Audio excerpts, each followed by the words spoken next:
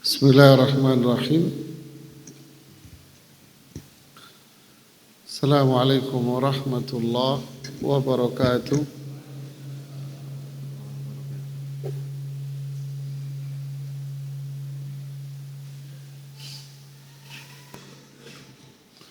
Alhamdulillah. Nahmaduhu wa nasta'inuhu wa nastaghfiruhu wa natubu ilaih.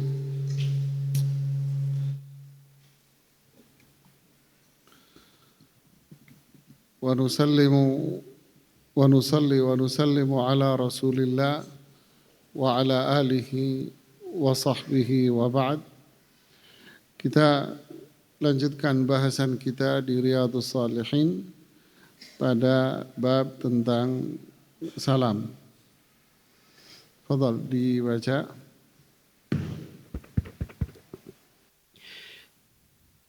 أعوذ بالله من الشيطان الرجيم بسم الله الرحمن الرحيم قال المؤلف هذا الكتاب الشيخ الإمام النووي رحمه الله تعالى الله يرحم غفر الله ذنوبه اللهم اغفر له warhamhu wa'afi wa'fu anhu.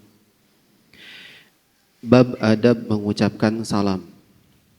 Dari Abu Hurairah radhiyallahu anhu bahwa Rasulullah SAW bersabda, yusallimur rakibu 'alal mashi wal mashi 'alal qa'idi wal qalilu 'alal katsiri, yang artinya orang yang naik kendaraan mengucapkan salam kepada orang yang berjalan mengucapkan salam kepada yang duduk, dan yang sedikit mengucapkan salam kepada yang banyak. Terus bawahnya. Dan dalam satu riwayat Al-Bukhari was-saghiru 'alal kabiri, yang artinya dan anak muda mengucapkan salam kepada yang tua. Bawahnya. Selanjutnya dari Abu Umamah Sudai bin Ajlan Al-Bahili radhiyallahu anhu, beliau berkata Rasulullah SAW bersabda, inna awlan nasi billahi man bada'ahum bis salami, yang artinya sesungguhnya manusia yang paling patut mendapatkan rahmat Allah adalah yang pertama kali mengucapkan salam.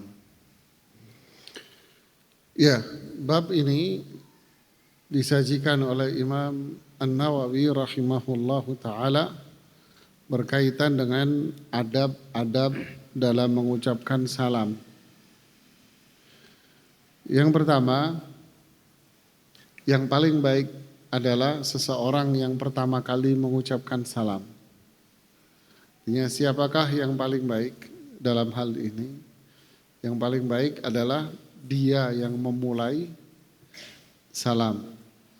Jadi kalau kita telepon atau berpapasan dengan seseorang, maka yang paling baik adalah yang pertama kali mengucapkan salam. Terkadang kita tunggu-tungguan gitu ya. Nah di sini tidak, justru yang paling afdal adalah yang pertama kali memulai salam. Kemudian yang kedua, ketika ada seseorang yang berjalan, kemudian dia melewati beberapa orang yang lagi duduk, maka yang berjalanlah yang memulai salam kepada orang yang duduk. Begitu pula yang berkendara yang memulai salam kepada orang yang lagi berjalan kaki. Sama Anda naik motor, dia jalan kaki. Ya, yang naik motor ini yang ngucapin salam. Anda naik mobil, ini yang jalan kaki ini, maka yang ngucapin salam yang mana? Yang naik mobil. Ya. Kemudian al-qalil 'alal katsir. Ya. Yang sedikit mengucapkan salam kepada yang banyak. Umpama papasan, Anda sendiri, sedangkan dia bertiga, berdua, bertiga, berempat, maka yang mulai salam adalah yang sedikit. Ya, jadi kemudian papasan anak kecil sama orang dewasa atau remaja sama orang yang lebih tua dari dia, maka yang paling afdal adalah yang lebih muda mengucapkan kepada yang lebih tua. Jadi intinya yang memulai salam itulah yang paling baik. Ya, yang memulai salam dialah yang paling baik. Tapi kalau kita lagi berjalan, maka kita yang lebih utama untuk mengucapkan salam kepada yang duduk. Kalau kita lebih muda, ya kita yang lebih utama untuk mengucapkan salam kepada yang lebih tua. Nah, ini adab-adab dalam mengucapkan salam. Kemudian seperti di hadis yang lalu, salam ini disampaikan bukan hanya kepada orang yang dikenal saja, tetapi kepada siapapun dia selama dia muslim, kita dianjurkan untuk mengucapkan salam, kenal ataupun tidak kenal. Kemudian juga laki-laki maupun perempuan, kita dianjurkan juga mengucapkan salam kepada mereka semuanya. Rasulullah SAW mengucapkan salam juga kepada anak-anak kecil. Kalau anak-anak kecil kan tidak faham untuk memulai salam, maka yang dewasa mengucapkan salam seperti yang dicontohkan Rasulullah SAW kepada anak-anak kecil. Kenapa? Satu, ini menunjukkan kasih sayang orang dewasa kepada anak kecil. Dua, menunjukkan pembelajaran kepada anak-anak kecil itu. Ya, pembelajaran. Kemudian tiga, mengajarkan kepada mereka agar pura menghormati yang lebih tua dengan cara yang seperti itu. Jadi inilah indahnya syariat Islam, saling menyebar salam. Nah, di sini memberikan pelajaran buat kita. Kita diajarkan satu akhlak yang begitu mulia, yaitu apa? Akhlak tawadhu. Akhlaknya para nabi dan rasul. Itu akhlak tawadhu. Ya, siapapun dia, maka yang paling mulia adalah yang pertama kali mengucapkan salam. Ini yang paling mulia. Kecuali kalau posisi kita di posisi pasif seperti duduk, kita di posisi duduk, ada orang lewat, maka yang paling afdal adalah siapa? Yang lewat itu, yang mengucapkan salam. Ya, adapun yang lainnya, tentu tetap yang lebih mulia adalah yang memulai salam. Ini adalah sifat tawadhu. Kemudian mengajarkan pula kepada kita sifat apa? Kasih sayang. Apa bukti kasih sayang itu? Bukti kasih sayang adalah kita memulainya dengan salam. Walaupun orang yang Anda ucapkan salam adalah orang yang kita benci. Ya, inilah kasih sayang. Ya, subhanallah ya. Yang paling baik adalah yang pertama kali mengucapkan salam. Ini orang yang punya sifat tawadhu, punya sifat kasih sayang, punya sifat kelembutan. Nah, ini satu akhlak mulia. Lawannya, ketika seseorang itu memiliki sifat sombong, maka dia tidak mau mengucapkan salam kepada orang yang dianggap sama dia apa? Rendah, lebih rendah dari dirinya, dia tidak mau mengucapkan salam pada dirinya. Ini penyakit yang sangat berbahaya sekali. Ya. Kemudian selanjutnya di bab berikutnya. Selanjutnya dan At-Tirmidzi meriwayatkan dari Abu Umamah radhiyallahu anhu, qila ya Rasulullah ar-rajulani yaltaqiyani ayyuhuma yabda'u bis-salami faqala awlahuma billahi. Yang artinya Rasulullah ditanya, wahai Rasulullah, jika dua orang berjumpa, siapakah yang sebaiknya mengucapkan salam terlebih dahulu? Beliau menjawab, yang paling patut mendapatkan rahmat Allah. Yang paling apa? Yang paling patut mendapatkan rahmat Allah. Yang mana ini hadisnya? Yang paling patut mendapatkan rahmat Allah. hamba Allah. Ya. Coba diulangi. Rasulullah ditanya, "Wahai Rasulullah, jika dua orang berjumpa, siapakah yang sebaiknya mengucapkan salam terlebih dahulu?" Beliau menjawab, "Yang paling patut mendapatkan rahmat Allah." Iya. Jadi ini maknanya sama dengan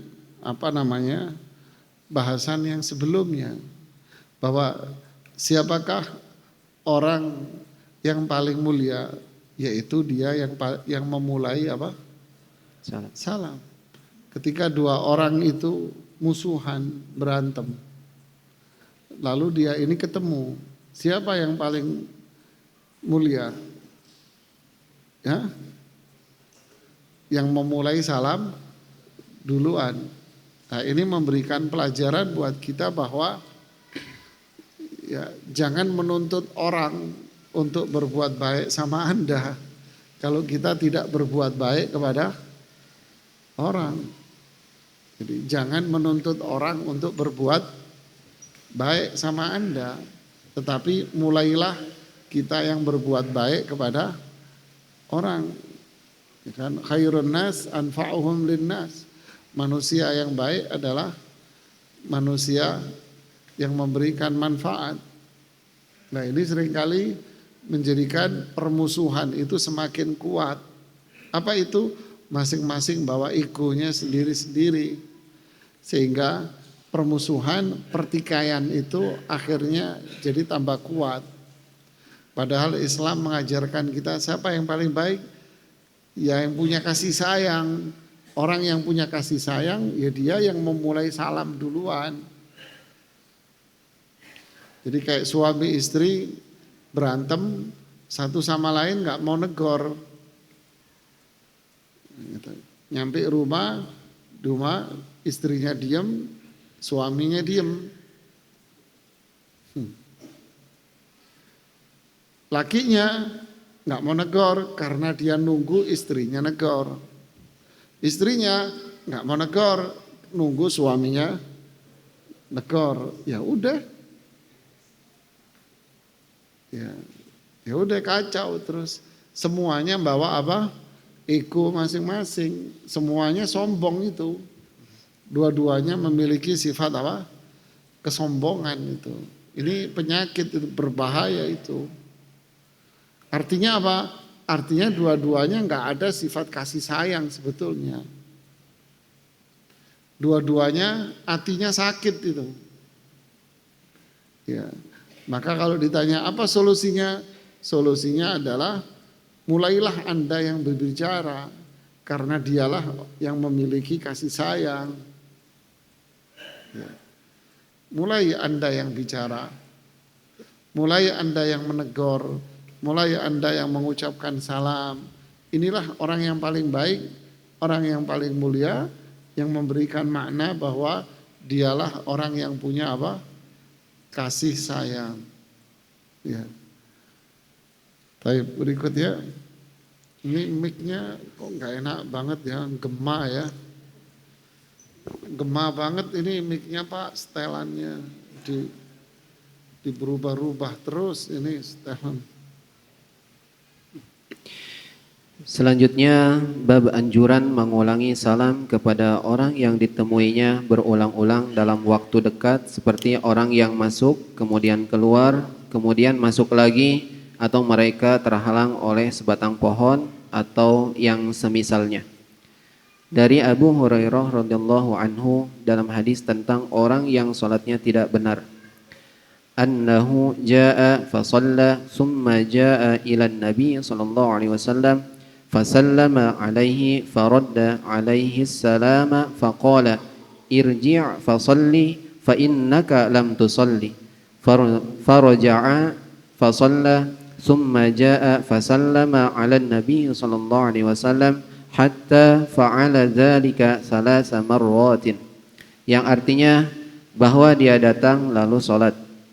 Kemudian dia menghampiri Nabi SAW dan mengucapkan salam kepada beliau. Maka beliau menjawab salamnya. Lalu bersabda, "Salatlah kembali karena sesungguhnya kamu belum salat." Maka dia kembali salat, kemudian menghampiri Nabi SAW seraya mengucapkan salam hingga dia melakukan hal ini 3 kali. Ya, ini bab yang baru. Imam An-Nawawi mengatakan rahimahullahu taala anjuran untuk mengulang salam walaupun bertemu beberapa kali dalam waktu yang berdekatan. Atau dia masuk kemudian keluar lagi, kemudian dia masuk lagi. Contohnya gini, Anda duduk sama teman, kemudian Anda keluar sebentar, kemudian gak lama Anda masuk lagi kan. Nah ketika Anda keluar sebentar, kemudian Anda masuk lagi, maka itu dianjurkan untuk mengucapkan salam. Ya. Anda keluar lagi, kemudian Anda masuk lagi, Anda ucapkan lagi salam. Begitu, sampai seperti itu. Atau walaupun Anda disela-selai oleh pohon. Ya, maksudnya umpama di sini ada sebuah pohon. Ini ada pohon di sini. Di sini ada teman Anda lagi ngobrol di sini. Kemudian ada jalan muter ke sini di selai pohon, muter ke sini. Nah, Anda kan di selai pohon. Maka ketika Anda lewat lagi ke sini, Anda ucapkan salam ke dia. Berarti kan termasuk pula umpama Anda ngobrol di luar, kemudian Anda mau jalan, lalu teman Anda yang nyetir masuk ke mobil duluan, kemudian Anda baru masuk ke mobil, maka itu ucapkan salam juga, karena sudah diselahi oleh apa? Kendaraan tadi. Jadi walaupun berulang-ulang, tetap dianjurkan untuk mengucapkan apa? Salam. Faham? Ini kayaknya sunnah yang mahjurah. Ini sunnah yang ditinggal di masyarakat kita. Kalau dilakukan ngomel orang. Ya. Sok amat nih orang bolak-balik ngucapin salam. Malah ngamuk orang begitu. Padahal ini amalan apa? Sunnah. Doa bolak-balik didoain. Ya. Dalilnya apa? Dalilnya hadis tentang sahabat yang sholatnya tidak baik. Yaitu hari itu Rasulullah SAW duduk sama Abu Hurairah di masjid. Kemudian muncullah seorang sahabat mulia, beliau sholat. Selesai sholat, sahabat ini datang menghampiri Rasulullah SAW sambil mengucapkan salam. Jadi dia habis sholat selesai, menemui Rasulullah SAW, mengucapkan salam, Assalamualaikum ya Rasulullah, Assalamualaikum ya Rasulullah. Lalu Rasulullah SAW menegur dia berkaitan dengan sholatnya dia yang tidak baik. Irji' fasalli fa innaka lam tusalli. Kamu balik, sholat lagi karena kamu tadi belum sholat. Artinya sholat kamu yang tadi tidak sah. Maka baliklah dia, sholat lagi. Yang kedua kalinya. Setelah selesai dari sholat, dia balik lagi menemui Rasulullah SAW sambil mengucapkan apa? Salam lagi. Assalamualaikum ya Rasulullah. Kemudian beliau ngomong lagi, balik lagi, kamu belum sholat. Sholat lagi kamu. Balik lagi dia, sholat lagi yang ketiga kalinya. Selesai sholat, dia balik lagi menemui Rasulullah SAW sambil mengucapkan apa? Salam. Nah, yang dijadikan dalil di sini apa? Sahabat ini bolak-balik menemui Rasulullah SAW dan setiap ketemu sahabat ini selalu mengucapkan apa? Salam. Ya, ini saya bilang ini adalah sunnah yang mahjurah, sunnah yang kita lupakan. Ya, berarti kita ini sebetulnya disunnahkan kalau di rumah, masuk kamar, Assalamualaikum. Keluar dari kamar, di situ ada anak-anak ngucapin salam lagi. Masuk kamar lagi Anda, salam lagi. Mungkin ngomel kali istri Bapak. Anak-anakmu juga ngamuk-ngamuk kali ya. Ya ayam bawel banget, bolak-balik kayak orang di mana aja. Karena belum apa? Belum terbiasa, belum lumrah. Gitu ya. Baik, Selanjutnya dari Abu Hurairah radhiyallahu anhu dari Rasulullah sallallahu alaihi wasallam, beliau bersabda, "Idza laqiya ahadukum akhahu falyusallim alaihi, fa in halat bainahuma syajaratun aw jidarun aw hajarun, thumma laqiyahu falyusallim alaihi." Yang artinya, jika salah seorang dari kalian bertemu dengan saudaranya, maka hendaknya dia mengucapkan salam kepadanya. Lalu jika keduanya terhalangi oleh pohon, dinding atau batu, kemudian dia bertemu lagi, maka hendaknya dia mengucapkan salam kembali kepadanya. Umpama si A ada temennya di sini, ada kerumunan teman. Dia datang ngucapin salam, assalamualaikum. Ternyata dia datang kehalang oleh tembok. Lalu dia ke samping, ketemu lagi kan, ucapin salam lagi. Ngamuk lagi dia, bawel lo ya, udah gue jawab, salam lagi. Jadi menunjukkan apa? Amalan sunnah ini memberikan makna bahwa Muslim itu menebar kebaikan kepada sesama setiap saat. Karena salam itu isinya apa? Doa, kebaikan. Didoain setiap hari, oh kita nggak mau kan gitu kan ya. Nah, ini adab-adab ini, subhanallah ya. Baik, berikutnya. Selanjutnya bab ke-135 yaitu bab anjuran mengucapkan salam ketika masuk rumah. Allah Ta'ala berfirman, A'udzubillahi minasyaitonirrajim, fa idza dakhaltum buyutan fasallimu ala anfusikum tahiyyatan min 'indillahi mubarakatan thayyibatan. Yang artinya, apabila kalian memasuki rumah-rumah, hendaklah kalian memberi salam kepada penghuninya, yang berarti memberi salam kepada diri kalian sendiri dengan salam yang penuh berkah dari sisi Allah. Terus dari Anas radhiyallahu anhu, beliau berkata, Rasulullah sallallahu alaihi wasallam bersabda kepadaku, "Ya bunayya, idza dakhalta ala ahlika fasallim yakun barakatan 'alaika wa 'ala ahli baitika." Yang artinya, wahai anakku, jika kamu masuk menemui keluargamu, maka ucapkanlah salam, karena itu akan menjadi keberkahan bagimu dan bagi keluargamu. ya, coba lihat menarik di ayat ini, Allah berfirman, idza dakhaltum buyutan, ketika kalian masuk rumah-rumah.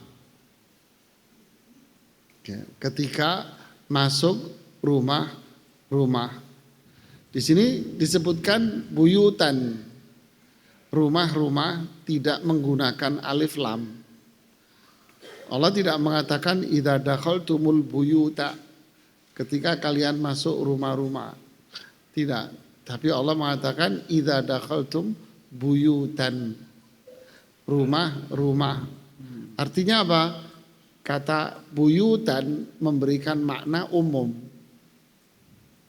Berarti masuk rumah siapapun, ya kecuali rumahnya orang kafir, Mas.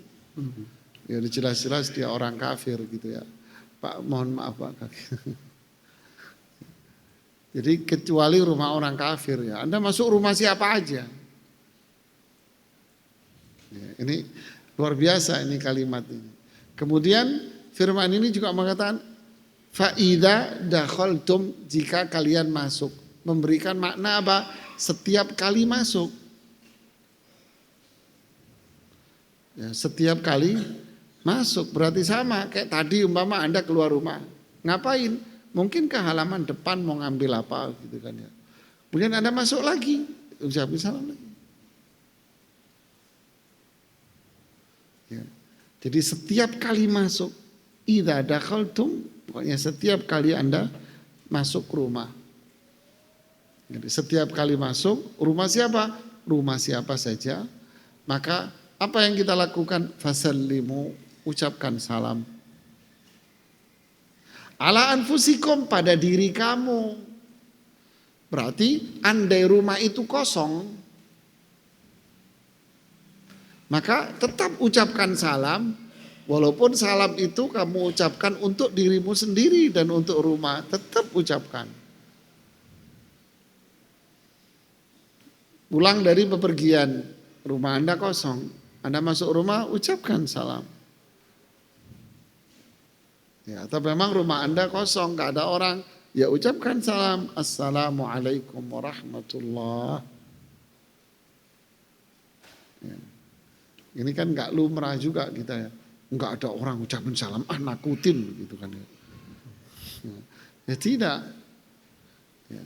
Kenapa? Nah, di sini disebutkan beberapa keutamaan. Pertama, tahiyatan min indillah. Ucapan salam itu adalah kalimat redaksi yang Allah ajarkan kepada para malaikat. Kalimat assalamualaikum warahmatullahi wabarakatuh. Ini yang ngajarin siapa? Allah kepada para malaikat. Berarti apa? Ini kalimat yang sangat mulia sekali. Yang kedua, mubarakah. Kalimat ini dipenuhi dengan kebaikan yang banyak sekali. Mubarakah thayyibah. Dipenuhi dengan kebaikan-kebaikan, keberkahan dan kebaikan-kebaikan. Keberkahan itu apa? Keberkahan itu artinya kebaikan yang berlimpah. Jadi kebaikannya itu banyak banget gitu loh. Seperti yang kita sampaikan yang lalu, bahwa ucapan salam ini mengandung 3 doa. Pertama, doa keselamatan. 2, doa rahmat, agar Allah mencurahkan rahmatnya. Wa barakatuh, yang ketiga adalah keberkahan, kebaikan lagi yang berlimpah. Padahal keselamatan sendiri sudah kebaikan yang begitu besar. Rahmat sendiri sudah cukup, dunia akhirat sendiri, tapi ditambahi lagi keberkahan, kebaikan. Jadi memberikan makna bahwa kalimat yang sederhana tetapi pahalanya luar biasa. Jadi ucapan singkat tetapi pahalanya sangat besar sekali. Inilah. Sehingga disebutkan di dalam riwayat Imam Tirmidzi bahwa ketika kita masuk rumah, kita buka pintu rumah kita, mengucapkan bismillah, kemudian kita mengatakan assalamualaikum warahmatullah, maka setan-setan yang ada di dalam rumah itu akan kabur semuanya, akan lari semuanya. Dan setan akan mengatakan kepada teman-temannya, la mabita lakumul yauma, malam ini kalian tidak punya tempat tinggal. Ya. Artinya kalau kita masuk rumah membaca bismillah, kemudian kita ucapkan salam, berarti kita usir itu setan-setan yang ada di rumah. Subhanallah ya. Nah, ketika setan itu pergi, maka rumahnya akan dihuni oleh siapa? Malaikat yang datang. Karena yang membawa keselamatan, yang membawa rahmat, yang membawa kebaikan itu siapa? Malaikat. Malaikat yang membawa itu dari Allah Subhanahu wa taala. Jadi ketika malaikat itu turun membawa 3 kemuliaan tadi, maka setan pun akan kabur. Berarti rumahnya akan dipenuhi dengan para malaikat. Nah, disitulah rumah yang dipenuhi dengan apa? Sakinah. Nah, ya, dipenuhi dengan sakinah, ketentraman, tenang, damai. Karena setannya nggak ada. Subhanallah ya. Amalan sederhana tapi apa? Kebaikannya itu besar. Makanya tadi walaupun rumahnya itu kosong, ucapkan agar rumahnya dipenuhi dengan para malaikat. Dipenuhi dengan rahmat, kasih sayang. Begitu. Subhanallah ya. Jadi indahnya Islam, indahnya mendapatkan kebaikan. Nah, disinilah hadis Anas bin Malik yang menguatkan ayat yang di atas. Ya bunai, wahai anakku. Anas bin Malik memang di zaman Rasulullah SAW hidup, beliau anak kecil. Beliau memang anak kecil. Ketika Rasulullah SAW membangun rumahnya, selesai bangun rumah yang di samping Masjid Nabawi itu sebelah kiri dari imam sebelah kirinya. Selesai bangun rumah, datang ibunda Anas bin Malik yaitu Ummu Sulaim. Ya Rasulullah, hadza khuwaidimuk. Wahai Rasulullah SAW, inilah anakku yang kecil, jadikanlah dia pembantu kecilmu di dalam rumahmu. Maka Anas pun mengatakan, khadamtu Rasulullah SAW ma'asyara sinin. Saya membantu Rasulullah SAW 10 tahun. Nah 10 tahun itulah Rasulullah SAW tinggal di kota Madinah sampai beliau wafat.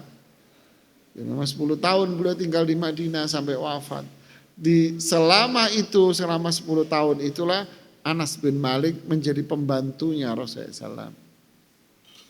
Umurnya berapa? Masih kecil, tidak bisa dipastikan. Yang jelas umur kecil lah, umuran anak SD lah. Makanya Rasulullah SAW menasihatinya dengan mengatakan, ya bunai. Nah ini menunjukkan makna bahwa Rasulullah SAW itu sosok yang penyayang dengan anak-anak kecil. Dengan anak kecil, beliau sangat sayang sekali. Setiap anak kecil selalu dipanggil nak, ya ghulam. Ya ghulam itu sama. Ibnu Abbas yang masih kecil juga sama dipanggil ya ghulam. Bahasa kita nak. Loh sini. Ada Rasulullah SAW. Bocah sini. Enggak ada sopan santunnya. Ya kan, Rasulullah manggilnya, anakku, bunai, anakku. Emang Anas bin Malik anaknya beliau? Bukan, Anas bin Malik bukan anak beliau. Cuman kan menunjukkan apa? Kasih sayang beliau yang begitu kuat. Makanya mau anak kecil, mau remaja, mau orang tua, semuanya cinta sama Rasulullah SAW karena akhlaknya. Ya. Ya bunai, nah ini nasihatnya. Jadi kalau mau nasihatin pun memulai nasihat dengan kasih sayang. Dengerin dulu omongannya ya. Waduh, kandang. Gini Ustadz, kalau nggak dimarahin itu nggak didengerin. Dimarahin aja nggak didengerin, apalagi ngomong halus, kan begitu kan. Itu sering kita ditanya. Kan? Justru karena Anda bentak-bentak, dia nggak dengar. Ya, Anda bentak-bentak, Anda marah-marah, tidak dengar. Syekhul Islam Ibnu Taimiyah menjelaskan tentang konsep marah itu, emosional itu luar biasa. Beliau bilang di Majmu' Fatawa, ketika seseorang itu merasa memiliki kemampuan, dia ngerasa punya kemampuan untuk membalas, maka akan dimunculkan emosi dan amarah itu sehingga darah dia itu keluar. Terlihatlah pada wajah dan terlihatlah pada urat lehernya dia. Kenapa? Karena dia merasa mampu untuk melampiaskan itu. Tapi ketika emosi dia memuncak, tapi dia melihat dia tidak mampu untuk melampiaskan amarahnya, maka darahnya dia itu akan kembali ke dalam, sehingga tampaklah di dalam wajahnya itu raut wajah yang menguning. Masya Allah ya ulama dulu itu ya. Ini psikolog beneran ini Muhammad. Wajahnya itu akan menguning dia, pucat. Kenapa? Karena dia tidak mampu mengeluarkan emosi dia. Sehingga darahnya dia itu akan turun kembali ke dalam tubuhnya. Maka terlihatlah mukanya pucat. Karena darahnya turun. Nah kita lihat tuh dikasih tahu, diem aja tuh muka tuh. Dia bukan diem karena dia nggak mampu melampiaskan emosinya. Dipendam itu emosi sama dia. Nanti suatu hari ketika dia merasa mampu, ditelen kamu sama dia. Makanya ketika dia dewasa merasa mampu, orang tuanya nggak dihargai sama dia. Nggak dihargai orang tuanya. Kenapa? Balas dendam dia. Dulu gue kecil dimarah-marahin terus, dimaki-maki terus, gue nggak mampu untuk balas. Sekarang waktunya untuk balas dendam, seolah-olah begitu. Jadi hati-hatilah kita, ya hati-hati kita, ibu-ibu hati-hati. Jangan berturutkan emosi, ya, jangan berturutkan emosi. Nah, inilah Rasulullah SAW lihat, mau nasihati dengan penuh apa? Kasih sayang, nak anakku, Masya Allah. Nah, inilah kelemahan kita ya, emosinya yang lebih didulukan. Ya, kalau emosi yang didulukan, sebetulnya kita mengajak anak itu kita ajak kemana? Orang yang emosi itu berarti dia mengajak orang lain untuk menuruti dirinya sendiri, hawa nafsu. Dia tidak mengajak orang kepada kebaikan, tapi mengajak orang untuk menuruti hawa nafsunya. Dengerin ya mama ngomong, dengerin ayah ngomong. Berarti dia tidak mengajak anak kepada kebaikan, tapi dia mengajak kepada siapa? Hawa nafsunya dia. Ketika rasa nyaman dia terusik, ya kenyamanan dia terusik, di situ dia akan marah. Nah, berarti dia tidak mengajak kepada kebaikan. Dia mengajak kepada apa? Hawa nafsu syaitan yang ada pada dirinya. Disitulah pertempuran antara anak dengan orang tua. Ya. Anak yang menahan karena ngerasa tak punya kemampuan. Tapi anak-anak sekarang muncul kemampuan, merasa mampu dia. Jadi kayak tadi siang, jadi anak-anak saya ini Ustadz, kalau diingetin sama ayahnya, jawab Ustadz, ngelawan dia. Lihat coba bayangin. Coba bayangin coba. Jawab dia, ngelawan dia. Jadi berarti apa? Seperti penjelasan Syekhul Islam Ibnu Taimiyah tadi, berarti anak ini ngerasa mampu untuk itu. Mampu untuk ngelawan bapaknya. Inna lillahi wa inna ilaihi. Yang salah siapa? Yang salah kita. Yang selama ini apa? Kasar sehingga memunculkan dendam pada diri anak itu.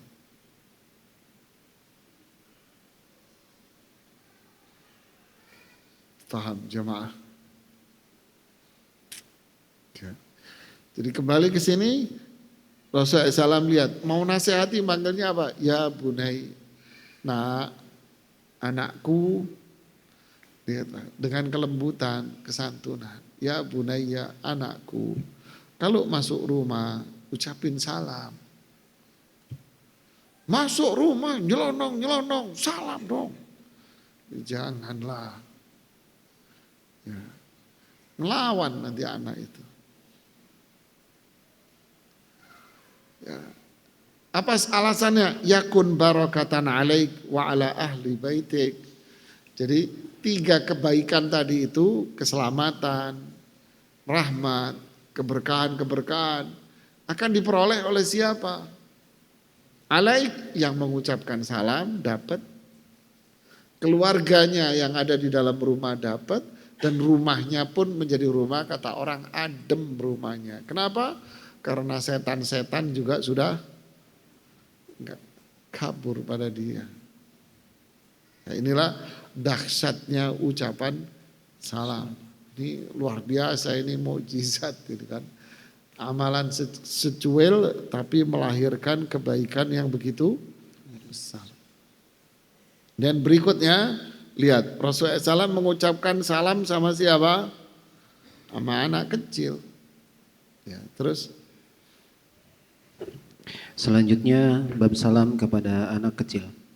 Dari Anas radhiyallahu anhu annahu marra ala sibyanin fasallama alaihim wa qala kana an-nabiy sallallahu alaihi wasallam yaf'aluhu, yang artinya bahwa dia melewati sekumpulan anak kecil, maka dia mengucapkan salam kepada mereka, kemudian dia berkata, Nabi SAW biasa melakukannya. lihat hadis riwayat Bukhari Muslim menunjukkan apa? Akhlak Rasulullah SAW yang sangat mulia. Yaitu akhlak apa ini? Tawadhu', merendah. Ya, merendah luar biasa. Berarti orang yang ngucapin salam adalah orang yang punya akhlak hebat. Bahasa kita nggak petantang petenteng gitu ya. Nggak merasa lebih hebat dari orang lain. Tidak. Walaupun atau sekalipun itu sama anak kecil, dia akan ucapkan salam. Tawadhu' yang luar biasa. Ma tawadhu'a qaumun illa rafa'ahullah. Tidaklah seseorang itu memiliki sifat tawadhu', pasti Allah akan angkat derajat dia setinggi-tingginya. Lagi-lagi amalan kecil pahalanya banyak sekali. Kemudian berikutnya apa? Mengajarkan anak itu akan adab Islam. Seolah-olah yang gede yang ngucapin salam sama anak kecil itu ingin mengatakan apa?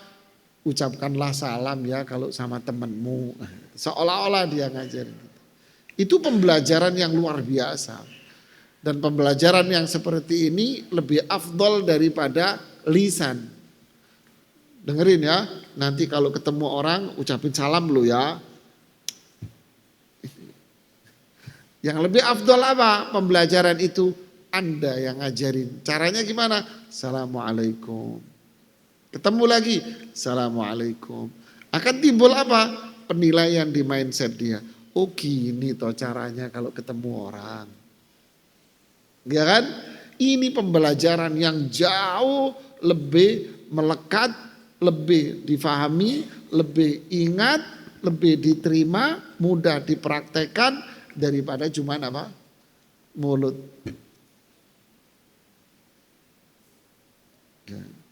Jadi pembelajaran dengan sikap dan perilaku lebih hebat daripada kognitif omdo ngomong tok.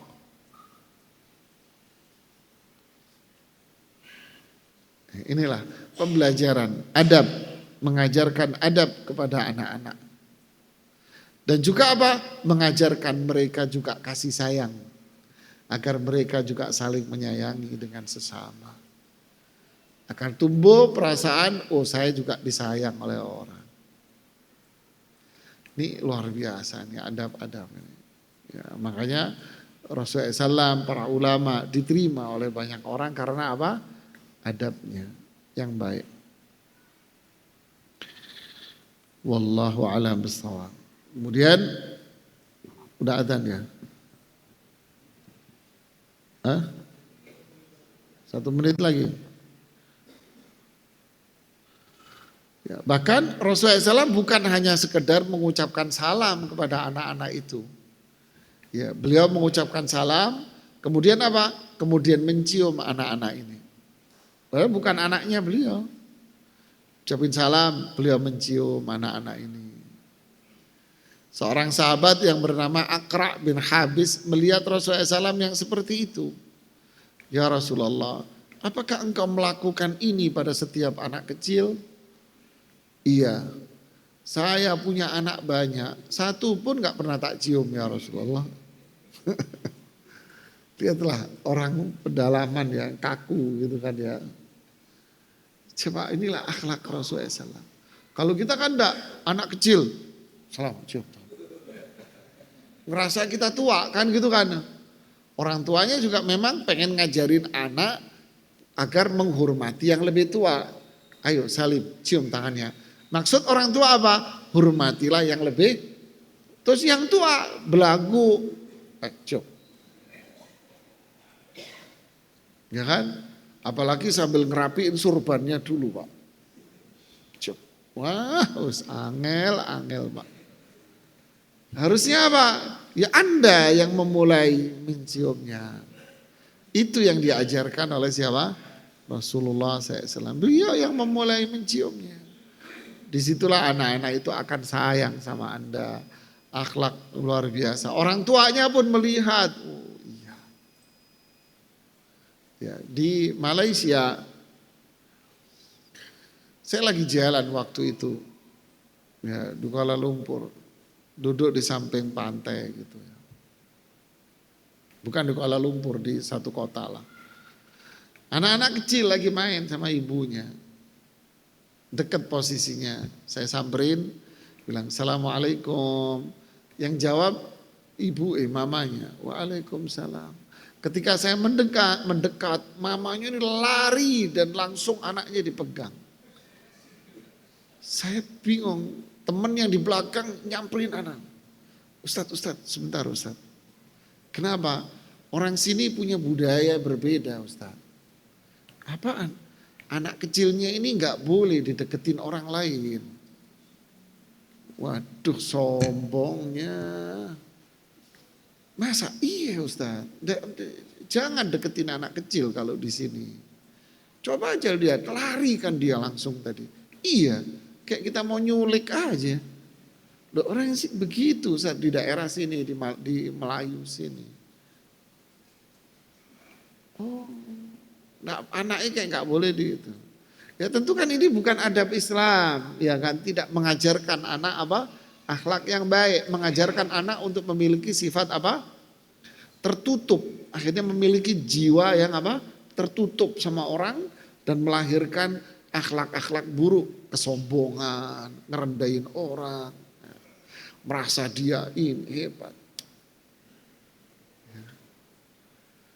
Ini bukan akhlak Rasul Sallallahu Alaihi Wasallam. Akhlak Rasul SAW orang diajarkan adab-adab Islam. Dan yang tua juga diajarkan sifat tawadhu dan merendah. Kita dengarkan azan dulu. Ya, silakan kalau ada yang mau bertanya.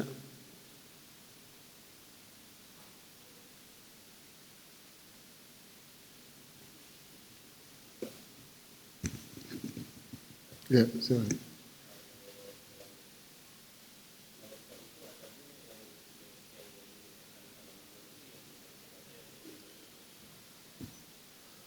Kalau dalam telepon, siapa yang memulai mengucapkan salam?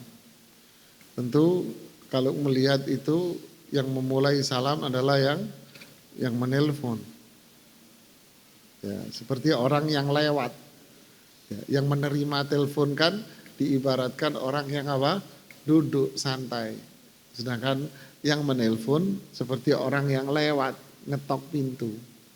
Berikutnya yang ditelepon seperti orang yang duduk di rumah. Sedangkan yang menelpon seperti orang yang masuk rumah. Ya, dia yang paling afdal. Tapi kalau yang menerima telepon yang mengucapkan salam duluan juga tidak ada masalah. Ya.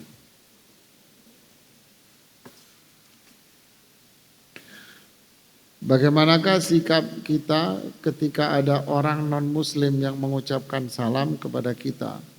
Baik ketika ketemu langsung atau ini. Nah, akan disebutkan 2 bab setelah ini. Habis ini bab salam kepada keluarga, istri, dan saudara-saudara yang lain, perempuan-perempuan. Nah ini nanti akan dibahas setelah itu. Habis itu baru hukum salam kepada orang kafir, memulai salam, atau orang kafirnya yang mengucapkan salam. Apa yang harus kita lakukan? Nah akan dibahas di situ agak detail dengan contoh-contoh hadisnya insya Allah. Ada lagi? Silakan Mas.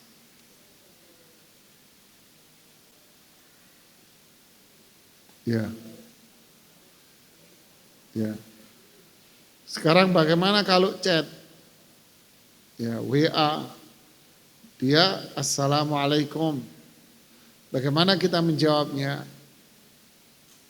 Jawabnya bisa dua atau dua-duanya. Apa itu? Pertama, Anda menjawab dengan tulisan. Waalaikumsalam. Anda nggak ngomong, tapi Anda jawab pakai tulisan atau pakai apa namanya? Stiker. Ya. Atau Anda tidak menjawab tulisan itu, tetapi Anda menjawab pakai lisan. Assalamualaikum bang, gimana atau gimana. Anda jawab waalaikumsalam. Kemudian Anda langsung jawab. Ya itu boleh. Atau dua-duanya. Anda menjawab tulisan dan Anda juga menjawab pakai lisan. Ya, terkadang ada beberapa, nggak banyak sih. Dia kaku, ya orang jahil sih sebetulnya. Dia ngucapin salam. Anda jawab pakai lisan. Cuman Anda nggak nulis, langsung Anda jawab tanpa menjawab salam dengan tulisan. Marah dia. Dikasih salam itu jawab dong. Kadang begitu kan ya. Ini orang jahil ini. Harusnya dia memiliki prasangka baik. Oh mungkin dia sudah jawab pakai lisan. Kan gitu kan. Nah ini. Jadi ada 3 model tadi itu. Silahkan. Tapi kalau Anda ingin menghindari prasangka buruk sama orang, ya udah jawab aja dengan tulisan. Ya. Ada lagi? Silakan.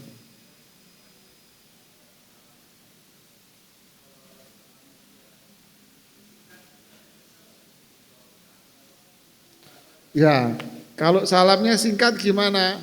ASS, WRWB. Ya jangan dijawab karena itu bukan salam. Karena dia belum mengucapkan apa? Dia bukan mengucapkan salam. Apa itu ASS WRWB ini? Ya kan? Yang lebih parah lagi mungkin huruf doang AWW gitu ya. Ini dia nggak mengucapkan apa-apa sehingga Anda nggak perlu menjawab. Ya. Anda ingin memberikan pembelajaran kepada dia. Ya, maka Anda yang memulai salam. Anda ingin memberikan pembelajaran kepada dia. Dia chat ke Anda dengan singkatan tadi. Kemudian dia menyampaikan tulisannya. Habis itu apa? Anda jawab apa? Assalamualaikum warahmatullahi wabarakatuh. Nanti bingung, kok dia yang ngucapin salam? Dia kan jawab, kok lu ngucapin salam? Iya, karena kamu belum ngucapin salam. Gitu. Jadi Anda memberikan pembelajaran kepada dia bahwa apa? Jangan disingkat lain kali. Ini nunjukin apa? Bakhil tapi pengen dapat kebaikan. Ya mana bisa, Mas? Ya. Ini doa aja pelit, apalagi urusan duit tambah bakhil itu, Mas. Doa aja nggak mau, apalagi urusan fulus. Waduh. Tambah kepet dia, Mas. Tambah bakhil banget itu ya. Ada lagi? Silakan, Mas.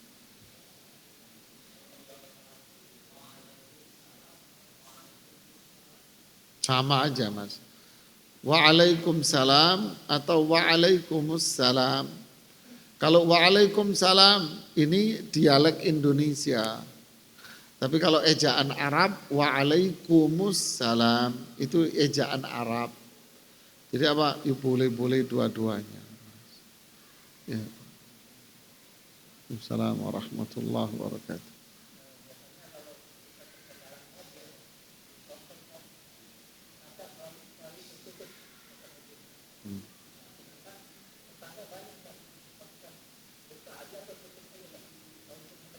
Ya terserah Bapak.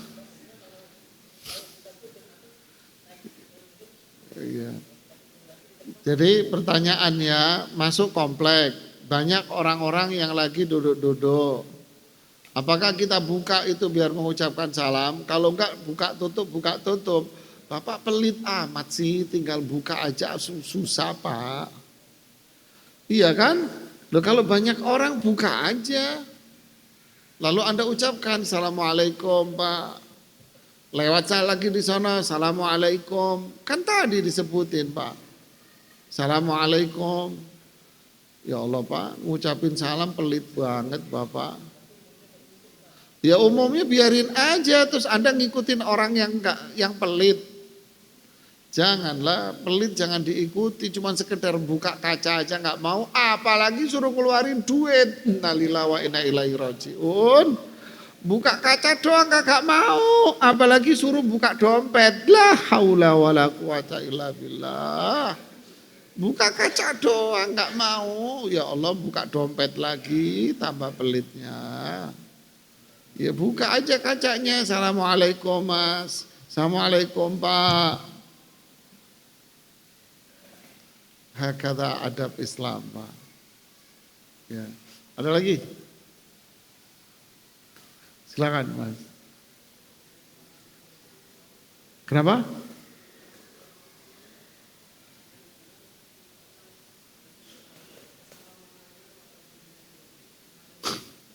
Kalau masuk rumah kosong mengucapkan assalamualaikum wa ala ibadillahi sholihin, bid'ah ini. Itu ucapan itu ke kuburan Mas. Emang rumahmu kuburan apa? Ini jangan ngarang lah ibadah. Ya, jangan ngarang. Ya. Ucapkan salam seperti biasa, assalamualaikum, sudah cukup.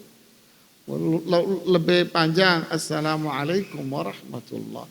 Rumah Anda kosong, rumah Anda banyak orangnya. Anda kira kosong, Anda mengucapkan seperti itu, ternyata ada orangnya Mas. Terus gimana dong? Ngamuk dia, emang gue kira setan apa, kurang ngajar lo gitu kan ya. Kan aneh-aneh aja masyarakat ini, bid'ah-bid'ah kok buat ya. Ada lagi? Tidak ada? Kita cukupkan sampai di sini. Subhanakallahumma bihamdik, asyhadu an la ilaha illa anta, astaghfiruka wa atubu ilaik. Assalamualaikum warahmatullahi wabarakatuh.